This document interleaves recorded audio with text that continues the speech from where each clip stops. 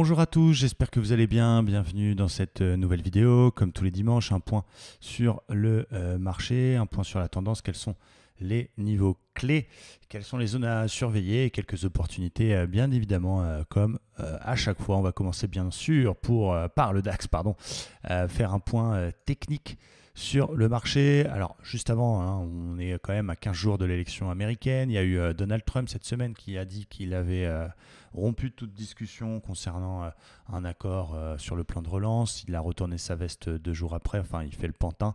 Il est Superman puisqu'il a vaincu le Covid en 3 jours. Bref, c'est un marché assez complexe au niveau macroéconomie fondamentale, etc. On n'est pas économiste, donc on ne va pas trop y prêter attention, mais c'est vrai que c'est assez perturbant. Voilà, donc je vous invite à la plus grande prudence. Du côté du DAX, on va rentrer tout de suite dans le vif du sujet. Quelle est la tendance?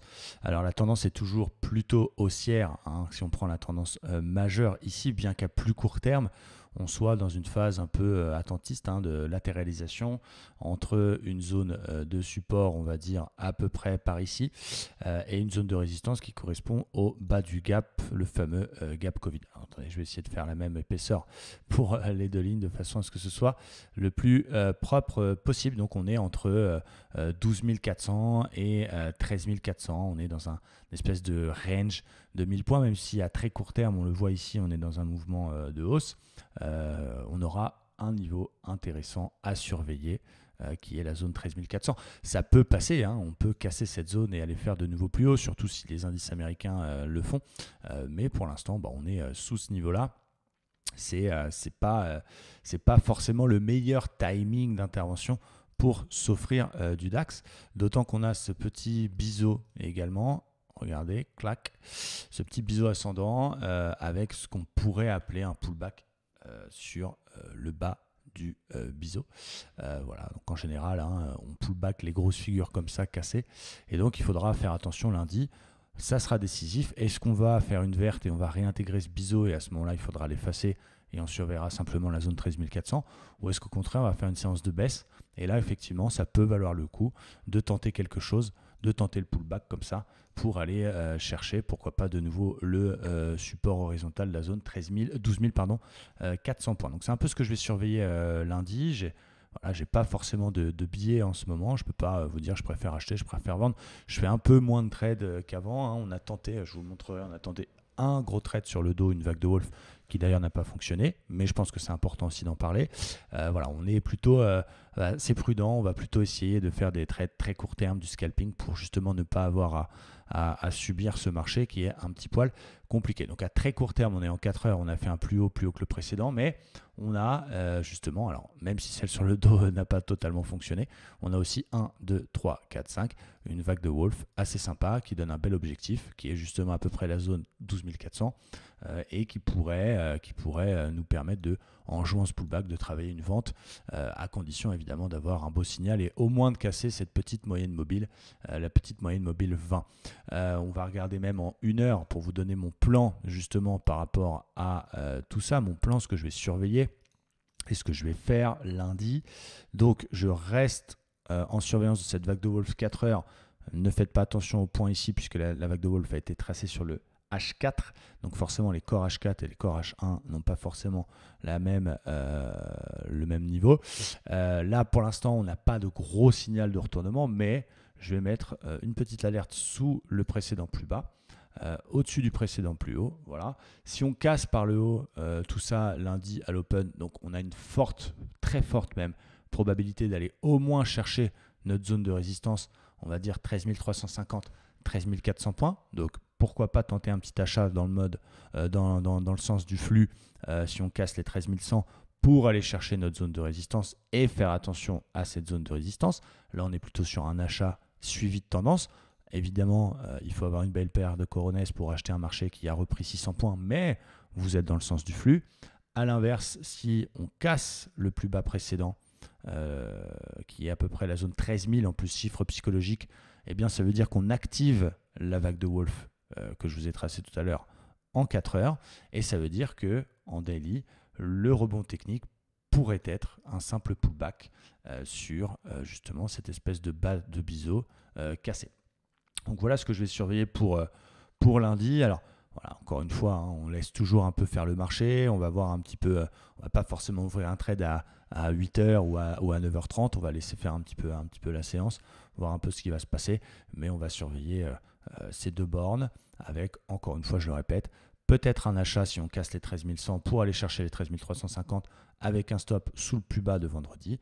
Et à l'inverse, pourquoi pas traverser cette vague de Wolf si on casse les 13 000 par le bas avec du coup un stop au-dessus des 13 100 pour essayer de travailler cette vague de Wolf. Je pense que c'est assez clair pour vous. Du côté du Dow Jones, c'est un peu différent puisque le Dow Jones il est beaucoup plus en forme que le DAX. Il n'a pas encore pété son précédent plus haut, lui qui est justement la zone un peu au-dessus de 29 000, on va dire 29 040 à peu près le plus haut, qui correspond d'ailleurs à peu près au précédent plus haut avant le Covid. Mais il est très en forme, c'est vrai qu'il a quand même bien rebondi par rapport à son plus bas de fin septembre, 26 600, il a pris quasiment 2000 points en ligne droite avec, même si mardi, il y a eu Trump qui dit ah non, on arrête les discussions et boum, dès le lendemain, retournement de situation et on a quand même fait de nouveau plus haut. Donc en daily, là très court terme, on est en tendance haussière ici, mais d'un point de vue global, on n'a pas encore fait un plus haut que le précédent et on a fait des plus bas. Donc attention, si je trace ce petit support, ça a été cassé, on peut aller chercher cette zone 29 000 et on verra la réaction sur le niveau 29 000 si ça continue à monter. Bien évidemment, pas de biais, ça peut passer aussi. Si on casse les 29 000, là, c'est la porte ouverte à beaucoup plus d'excès avec, pourquoi pas 30, 31, 32. Ça peut paraître assez fou, effectivement, mais c'est comme ça. Et du coup, je voulais vous montrer un petit peu la vague de Wolf que j'avais travaillée, qui était pas mal en 1 heure. On reviendra sur le 4 heures juste après. Regardez, en 1 heure, on avait une superbe vague de Wolf, donc j'ai aucun regret à avoir. 1, 2, 3, 4, 0.5 qui dépasse et qui réintègre en faisant même un double top que vous verrez en 1 heure. Donc effectivement, c'était très joli. C'était couillu, mais on avait une forte probabilité de succès qui était d'environ 60-70%. Avec surtout, c'était un super ratio et c'est ça qui est important. J'avais un stop à peu près vers 28 500 et je visais l'objectif de la vague de Wolf. Donc on avait un ratio genre de 4 ou de 5. Donc je vous montre ça, pourquoi ? Parce que c'est important aussi de montrer les setups qui n'ont pas fonctionné. Pour vous qui regardez un peu j'imagine plein de monde sur YouTube, tout le monde parle que des choses qui ont fonctionné. Ça ne fait pas forcément avancer les choses, c'est bien de débriefer le pourquoi. Je vous avais montré la semaine précédente, on en avait pris une sur le DAX fabuleuse qui avait donné 350 points. Là, celle-là, elle n'a pas fonctionné. Bon, maintenant, est-ce que je pleure ? Est-ce que je me dis que je suis nul ? Est-ce que je me dis que le marché est complètement fou ? C'est vrai que sur le coup, ça ne fait jamais plaisir de perdre un trade. On ne va pas dire le contraire, on ne va pas se réjouir. Maintenant, c'est une activité à prise de décision. Donc, à partir du moment où ma décision est prise sur un plan calculé à l'avance, avec une probabilité de succès au-dessus de 60%, qui en plus offrait un ratio de 4, ma décision sur le long terme, elle est rentable. Je vous fais un petit calcul très vite. Tu as un ratio de 4, ça veut dire que tu gagnes 4 fois plus que ce que tu perds sur ce trade-là. Du coup, il faut gagner au moins 20%. Les joueurs de poker connaissent les cotes notamment. Il faut gagner au moins 20% de ce genre de configuration, de ce genre de trade, pour que la décision soit rentable. Les vagues de Wolf, on le sait, en plus, elles avaient lieu sur une zone de résistance. Elles ont évidemment beaucoup plus que 20% de probabilité de succès. On a attendu un signal, on a attendu une réintégration, un double top. Voilà, le job a été fait. Et next, quoi. Je veux dire, ça arrive, c'est pas grave. Et il y aura d'autres opportunités, bien évidemment. Maintenant, ce qu'il ne faut pas faire, c'est dire ok, j'enlève mon stop. Du coup, je fais un reverse et donc j'achète 2 fois plus pour essayer de rattraper. Ou s'entêter. Voilà, elle n'a pas fonctionné, c'est comme ça. Je vous le montre parce que, pour un souci, désolé, c'est dimanche, de transparence, j'estime que c'est normal aussi de vous parler des choses qui se sont plantées, qui n'ont pas fonctionné. Donc, je reviens sur le daily. À très court terme, on est quand même dans un très gros mouvement très puissant, très fort. On revient pratiquement au contact des 29 000 qui est la zone du précédent plus haut. Donc attention, il faudra surveiller cette zone-là. Ça peut passer, encore une fois, ça peut tout défoncer. Et là, il n'y a plus de limite. Sky is the limit, on va dire. Mais attention quand même à cette zone. En 4 heures, du coup, qu'est-ce qu'on va faire ? Bon, la vague de Wolf, elle n'a pas fonctionné, c'est un fait. Pour l'instant, à très court terme, on fait des plus hauts et des plus bas de plus en plus haut. Donc, du coup, je ne vais pas m'amuser à re-shorter le marché forcément en mode j'attends, on verra bien, ça a beaucoup monté, ça peut que descendre. Je vais me contenter sur le dos de le scalper en voilà, des petits trades comme vous avez vu qu'on le faisait régulièrement. On le fait d'ailleurs tous les après-midi en direct. Voilà, des petits trades sur du 1 minute, 5 minutes, des petits setups, 30, 40, 50 points par-ci. Pour un plus gros trade type day swing, je vais attendre ma zone 29 000. Je vais surveiller ça. Peut-être qu'on fera un très gros signal de retournement comme on a pu l'avoir ici, une divergence 1 heure, et du coup, peut-être que c'est une zone que je travaillerai, peut-être pas, mais là, pour le moment, la tendance très court terme, elle est très, très, très haussière. On est dans un espèce de biseau canal, ok, c'est peut-être pas non plus le meilleur timing d'intervention pour payer, je vais attendre. Peut-être qu'il y aura un petit repli qui nous permettra, avec un retour sur le support, de trouver un point d'entrée là-dedans, pour éventuellement rentrer dans ce flux magnifique. Vous voyez par exemple une petite consolidation sur le précédent plus haut cassé, qui était d'ailleurs une ancienne forte zone de résistance. On va chercher le support oblique, pam, on paye, on va chercher, clac, la zone 29 000. Ça peut être un plan intéressant. Encore une fois, je ne suis pas un magicien, je n'ai pas de boule de cristal. Je ne sais pas comment ça va se passer au niveau de l'open, mais ça peut être un truc à surveiller. Vous voyez, un repli, on vient chercher la zone 28 000, ça tient. On a sur une plus petite unité de temps type M15 un signal qui nous dit d'entrer, bim, on paye et on va chercher les 29 000. Ça peut être pas mal. Concernant les éventuels shorts à l'inverse, eh bien c'est uniquement si on repasse sous cette zone du coup et qu'on casse ce support et qu'on inverse la théorie de Do 4 heures que je me mettrai à chercher des ventes. Bien qu'il y ait eu un super setup vague de Wolf, je ne pouvais pas la prendre. Là pour le moment, voilà, je me suis laissé une tentative, ça n'a pas fonctionné. Je vais attendre quelque chose de très fort avant d'éventuellement envisager un nouveau contre-tendance. On ne sait jamais, ça peut également, dès l'open cette nuit, exploser et encore défoncer les précédents plus hauts. Bon, je ne rentre jamais sur les accélérations, bien évidemment. Il faut toujours avoir un plan de trading, mais si on casse ces plus hauts-là, on a une forte probabilité d'aller directement chercher notre zone 29 000. Donc, pour résumer ce que je vais surveiller du côté du Dow Jones, j'ai tenté une vague de Wolf sans regret. Je ne vais pas m'obstiner. On verra si on a un petit repli sur la zone 28 000, 28 100 et le support qu'on a vu qui prend les plus bas pour éventuellement payer dans le sens du flux très court terme. Si jamais on part directement par le haut, je ferai attention à cette zone 29 000 pour éventuellement travailler un signal s'il y a un signal de retournement comme il y avait eu cette belle divergence 1 heure. C'était au mois de septembre, ça avait donné quand même une belle vague de baisse et je ne cherche plus de vente tant qu'on est au-dessus de ce support. Si par contre on vient casser ça, recasser la zone 28 000, là on verra pour chercher des ventes à ce niveau-là. Mon plan préféré par rapport au Dow Jones, c'est d'attendre. Évidemment, vous savez comment je travaille. J'adore le trading contre tendance. J'adore les signaux, type divergence, etc. C'est tout simplement de patienter 29 000 et de rester extrêmement prudent. Je vous rappelle, on est à 15 jours de l'élection présidentielle. Plus le temps va passer, plus il va y avoir des mouvements un peu chelous. Donc, faites vraiment attention. Soyez extrêmement sélectif sur vos trades et peut-être privilégier le très court terme pour ne pas avoir à être stressé, à se lever la nuit, voir si on a été stoppé ou pas. Restons extrêmement prudents. Du côté du Nasdaq, je regarde rapidement. On était dans un espèce de range, gros range, on va dire, entre 11 600 et 10 750, avec une petite zone intermédiaire ici de support qui était 11 200 points. Ce range, il a été défoncé. Donc, évidemment, maintenant qu'on est passé par le haut, là, idem. Si on a un petit pullback qui vient nous dire, OK, on a cassé la résistance, elle devient support maintenant, les puristes qui cherchent des achats sur le Nasdaq pourront payer le repli petit sur 11 600 points. Et il n'y a qu'en cas de réintégration violente dans le range et cassure du plus bas précédent 1 heure, retournant de la théorie de dos très court terme, que j'envisagerais de dire ok, c'est un échec de franchissement, on a fait semblant de passer par le haut et on redescend en bas, que là je shorterai pour aller chercher 11 200 et ensuite on verra cette zone reverse ou renfort en cas de cassure, mais bon, ça a une gueule quand même à aller retester, revoir. C'est plus haut, c'est complètement solide et on a quand même défoncé un range par le haut avec une grosse zone de résistance. Donc voilà, attention à pas trop se mettre non plus contre le marché. Je privilégierai là pour le coup un petit repli et un achat éventuellement sur 11 600 points. On verra bien sûr ce que nous propose le Nasdaq la semaine prochaine. Du côté du CAC 40, là, c'est un peu plus mou, bien sûr. Hein. Il est dans une grande phase de latéralisation depuis le mois de juin. On le voit en hebdo, on tourne autour de la même zone, autour de la moyenne mobile 20. Regardez le RSI, comment il joue avec sa ligne 50. Il est complètement amorphe. Il y avait ce triangle assez fabuleux qu'on a cassé, réintégré.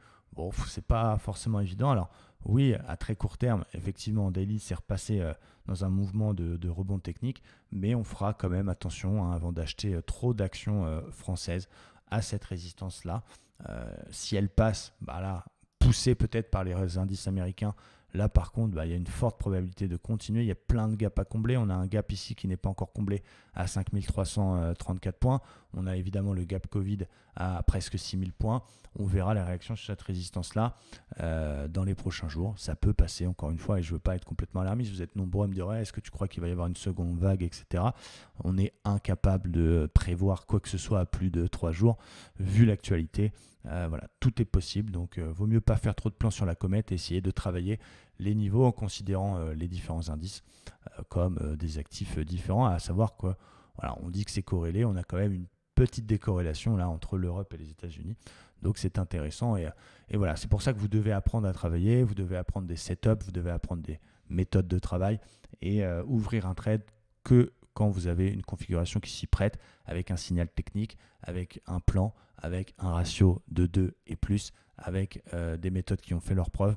Ça peut être des méthodes de contre-tendance comme les vagues de Wolf et les divergences. Ça peut être des méthodes de suivi de tendance comme les cassures de range avec pullback à l'intérieur. Peu importe, on doit avoir ça dans la poche, entre guillemets, comme arme. Et puis, pas trop trader en ce moment, pas céder à l'overtrading. Peut-être un trade ou deux par semaine, indice. Et puis, en attendant, plutôt faire du très court terme pour justement ne pas être impacté de trop par l'actualité. Du côté du gold, je suis assez content parce que on a payé le gold, hein, je vous en avais parlé, on a payé le gold, c'était il y a quelques jours vers 1850 grâce à cette petite divergence 1 heure qu'on avait tout en bas. Et le gold, il a tenu bien sûr son record historique 1880. Regardez en hebdo, on le voit très bien, son ancien record, c'est exactement 1880 $. On est venu se réappuyer dedans, on a fait un petit excès et hop, il repasse par le haut. Donc il tient cette zone et on a enfin cassé l'espèce de biseau descendant qui a couvert cette petite correction. Donc nous, on a la chance, la communauté, d'être dedans depuis quasiment les plus bas grâce à la divergence 1 heure. Mais là, c'est un très très fort signal. Il y a une forte probabilité, en ayant cassé le précédent plus haut et ce biseau pour le gold, je pense, d'aller revoir son record autour des 2100 $. Donc je suis acheteur depuis les plus bas ici, je reste à l'achat et c'est presque même un très beau point d'entrée pour ceux qui ne sont pas dedans. Du côté du pétrole, j'aimerais le vendre, le pétrole, pour tout vous avouer, puisqu'il a calé longtemps sous les 43 $. Mon signal, c'est éventuellement, encore une fois, on ne sait pas si ça va se passer, mais c'est une peut-être cassure des plus bas précédents. Donc je surveille la zone 36, 90, 37 $.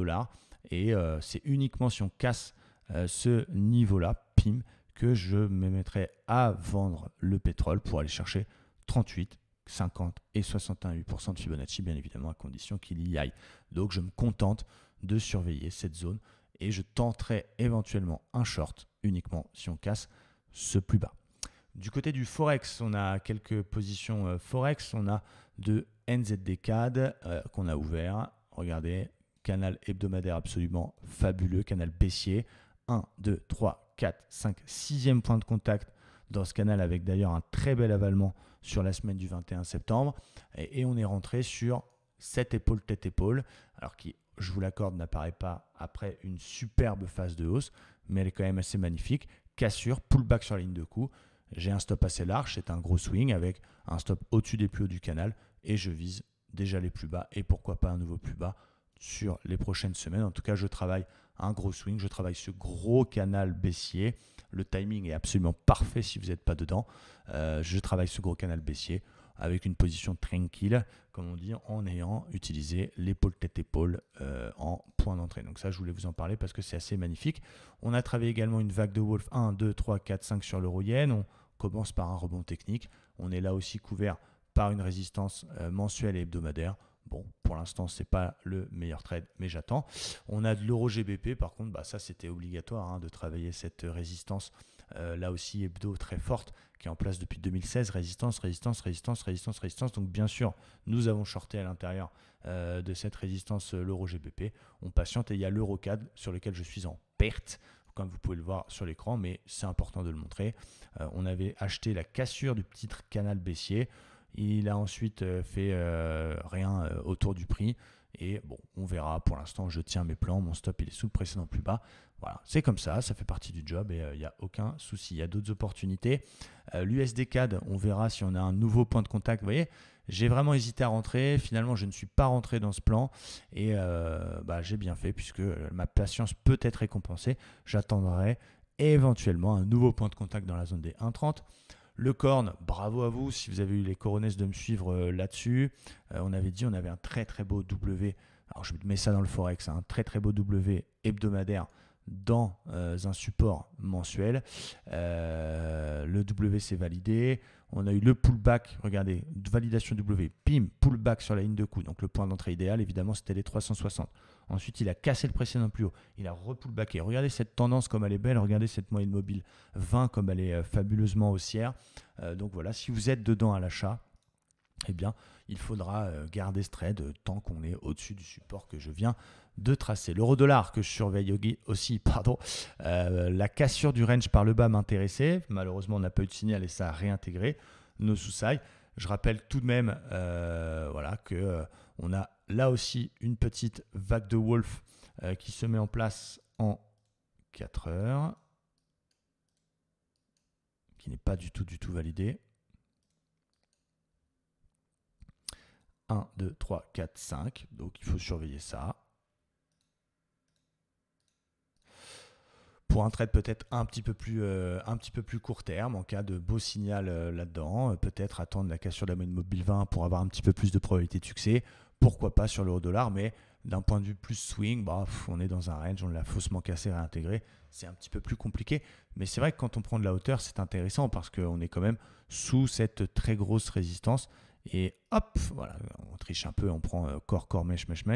Voilà, pour l'instant, on est là-dessous. Et bon, si ça passe, si on prend juste les corps, clac, on est en train quand même de la casser. Donc, c'est intéressant. On est vraiment sur une zone clé. Le mois dernier, on a fait presque un avalement sous cette résistance. Bien, on verra en fin de mois, dans quelques jours, est-ce que finalement on aura cassé le précédent plus haut et là, oui, on peut avoir une continuité de la hausse, ou est-ce qu'on fait un nouvel échec sous cette résistance-là et du coup, la petite vague de Wolf que je vous ai montré 4 heures pourrait être le timing d'intervention pour travailler quelque chose. Ce n'est pas la paire la plus évidente, mais je vous en parle parce que vous étiez nombreux à me demander mon avis. L'USD-CNH, forte tendance baissière, on est venu combler le gap, très rare les gaps sur le Forex. On est venu faire un rebond technique qui peut ressembler à un pullback sur le range et le bas, en tout cas du support, le support cassé. On casse, on se réappuie, on refait un nouveau plus bas. C'est une paire en forte tendance baissière. Maintenant, effectivement, naturellement, on se dit, merde, après tout ce qu'elle a perdu, est-ce que c'est encore le bon timing pour vendre? On a regardé un beau double top hebdomadaire qui a, si on prend la théorie, si on reporte la hauteur de la figure, qui a un objectif qui est loin d'être atteint, qui est à peu près les 6,50. Voilà, maintenant, le ratio n'est plus là. L'euro AUD, je vous montre un peu toutes les paires que je surveille. J'attends qu'on sorte éventuellement du range pour éventuellement payer. Donc, je surveille ce range sur l'euro AUD. Je ne suis pas dedans, j'attends. NZD-USD, là aussi, bon, c'est une zone de résistance qui part des plus hauts de 2017. On a un beau support qui a fait son job. 1, 2, 3, 4. Donc, ce n'est pas forcément le meilleur timing d'intervention. Par contre, si on passe par le haut, si on défonce cette zone de résistance mensuelle oblique et cette zone de résistance horizontale, là, par contre, ce sera un très très fort signal. On pourrait aller faire de nouveau plus haut. À l'inverse, si on passe par le bas et qu'on casse et le support et le précédent plus bas, eh bien, on a peut-être une petite vente à faire. Donc, je surveille ça. Mais bon, vous voyez, on a déjà des paires en NZD dans le portefeuille. On a déjà des paires en USD. Donc, il ne faut pas non plus tout prendre parce que ça n'a aucun sens. Et au niveau AUD-NZD, très belle sortie de biseau par le haut. Pullback possible sur l'ancien range cassé. Bon, c'est à surveiller également, mais c'est un peu moins évident. On va dire que mes préférés, c'est NZD-USD, USD-CNH et l'USD-CAD en surveillant. J'espère que les choses sont claires. Du côté des actions que je surveille, alors déjà, j'ai quelques actions à l'achat, j'ai BNP, j'ai Becton Dickinson, j'ai Swatch Group, j'ai Biomarin, voilà, j'ai Coca-Cola, j'ai Ubisoft. Donc j'ai quand même pas mal d'actions à l'achat. J'ai aussi quelques shorts.